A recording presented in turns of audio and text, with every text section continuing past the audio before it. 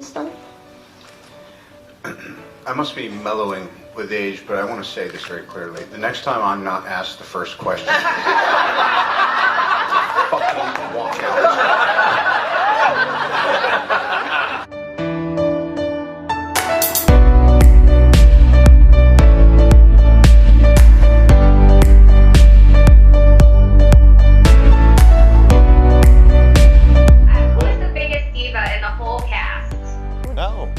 She feels like she knows. What answer do you think you know? Yeah, well, who do you think it is, Kay? I want to know what she thinks. Yeah, who do you think? Robert. Oh, you think it's Robert? Get that bitch off the monitor. Who's better at giving advice? RDJ. What was the advice he gave you? To be RDJ. What's up, Dorito? Then better late than never. All right, Dorito.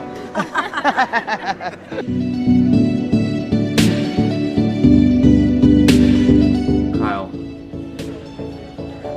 enjoy this Team Iron wannabe man, but the right team is the only team cap. No negativity from me.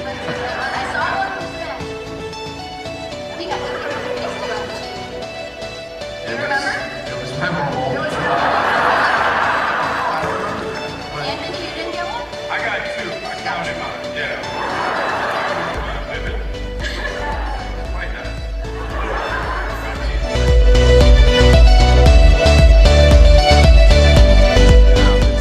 Mark and I are adopting a child. Oh, you are? Yes, and calling it Bruce Stark.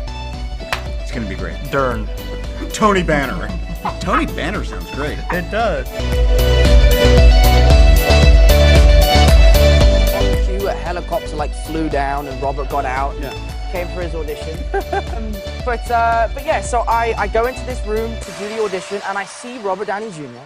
I go up to him, I shake his hand, nice to meet you, and I'm starting to panic. Right? I'm like, oh my God, this is Robert Downey Jr. Yeah, right. I even wore glasses to try. Look at you. This is very RDJ, right? It's very good. You really are taking cues from the master now. Never FaceTime me ever once.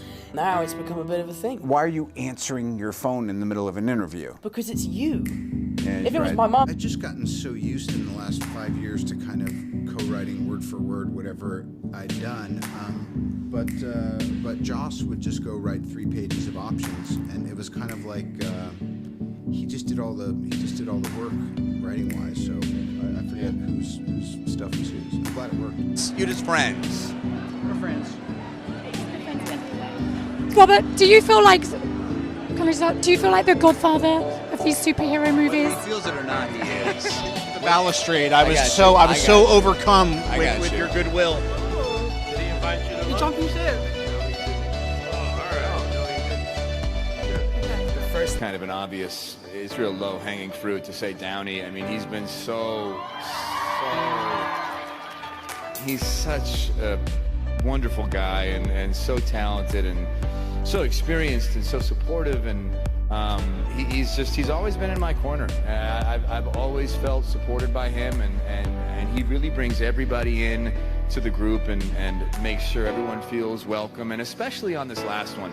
You know, I mean, I always try to, no matter what it feels like for me, I try to imagine what it feels like for him, because he really did start this, and he really is so irreplaceable. Nobody can ever be Iron Man. That's not nobody. You know, it's not a role like a Superman or a Batman that can kind of find different incarnations. No one can touch it. No one can. And I wonder what that feels like to kind of come to the end of the road, and I think he must be going through a whole cocktail of emotions, because he really, on this last film, has gone so far out of his way to really bring, you guys know, when Downey's on set during lunch breaks, he makes sure everyone goes, it's called the Downey lunch. Downey has his own separate, caterer. It's a really nice spread. It's quite lovely. Really nice. Really nice. It's really nice. You cooked a whole goat. It's really beautiful.